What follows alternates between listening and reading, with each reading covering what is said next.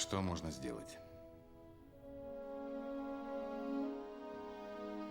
Спасите, кого сможете. Послезавтра 2004 года. The Day After Tomorrow.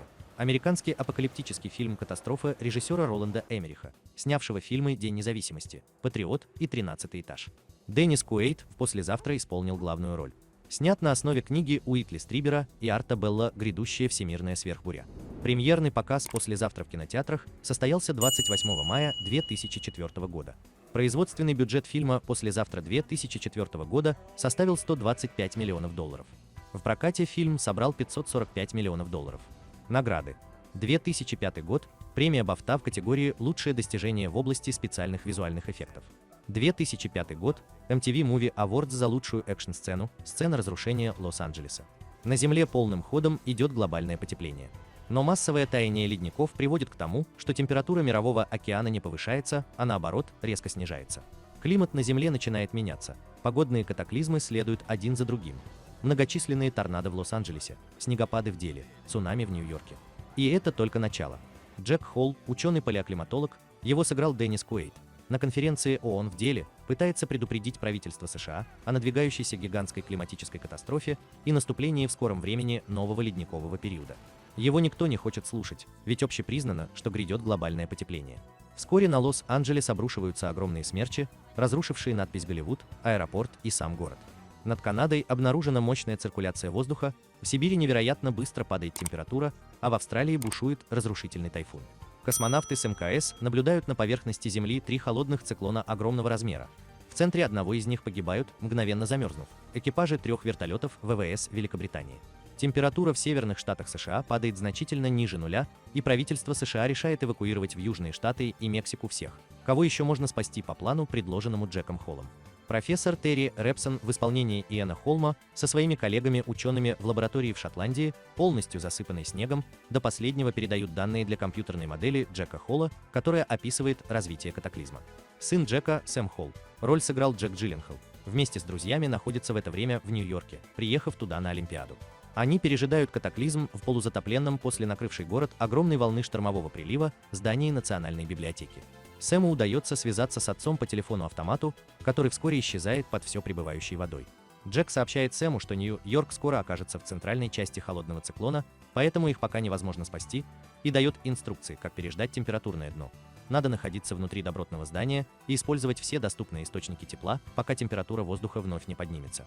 Люди, укрывшиеся в библиотеке, отказываются слушать Сэма и уходят, но вскоре, настигнутые пути центром холода, погибают. Взяв снаряжение для полярных экспедиций, Джек Холл вместе с 2 коллегами отправляется за сыном по заснеженной пустыне, тому, что осталось от северных штатов США. Тем временем эвакуированные жители США начинают самостоятельно переходить границу с Мексикой, переходя вброд реку.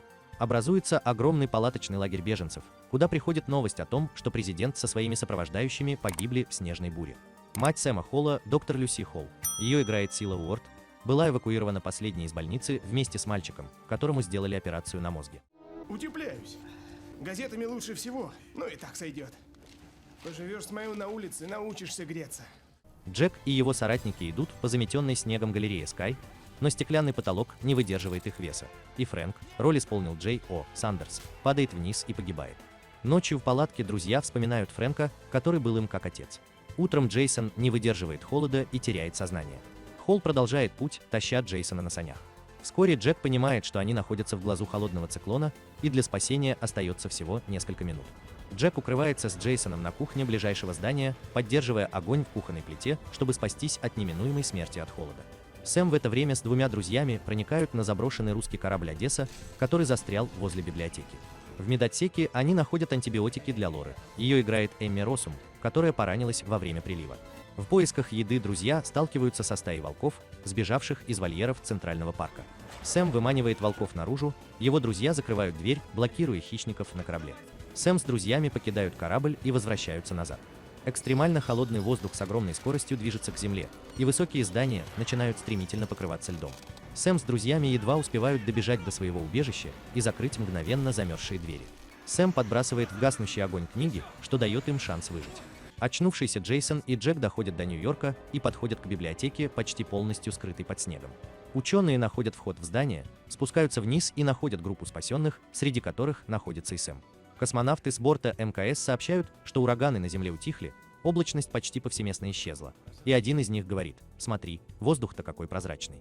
Начинается массовая эвакуация выживших. К Нью-Йорку летят военно-транспортные вертолеты. На крышах нью-йоркских небоскребов собираются выжившие, ожидающие спасения.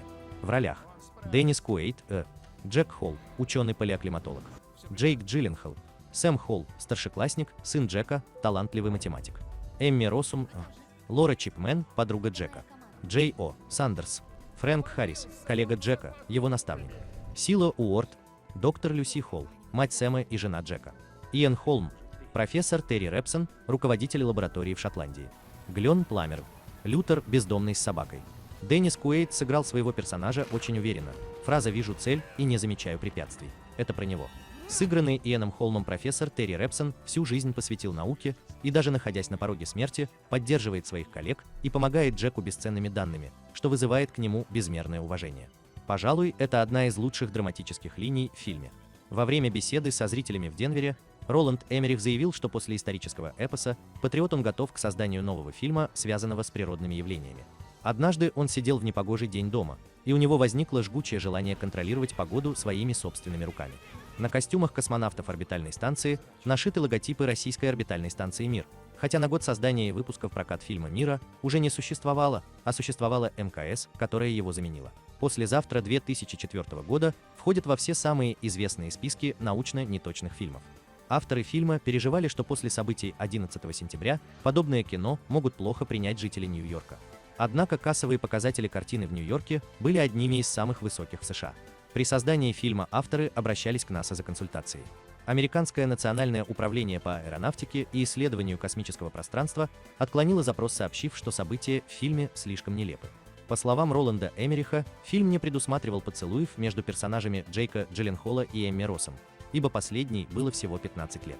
Однако Россом совершенно неожиданно для всех стала целовать Джилленхола на репетициях, так что авторы решили включить поцелуй и в финальный вариант. 9 студий, занимающихся спецэффектами, работали над «Послезавтра» в течение года. Музыка и звуковое оформление отлично создают атмосферу апокалипсиса в фильме «Послезавтра». «Послезавтра» — интересный, динамичный и захватывающий фильм, катастрофа с превосходными спецэффектами и хорошо подобранным актерским составом.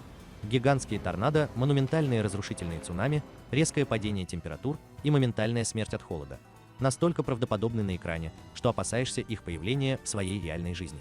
Вакханалия разрушений в «Послезавтра» 2004 года просто зашкаливает. Роланд Эммерих с удовольствием уничтожает все, что только возможно. И вам только и остается сидеть, открыв от изумления рот, наблюдая, как стихия поглощает на своем пути мегаполиса и целые страны. Фильм «Послезавтра» не претендует на документализм и научность изложенных гипотез. Происходящие в нем события лишь запускают нашу фантазию, в чем и состоит его главное достоинство. Фильм предлагает нам задуматься, а может все-таки пора что-то менять в этом мире, или хотя бы в своей жизни. Или снова отложить на послезавтра.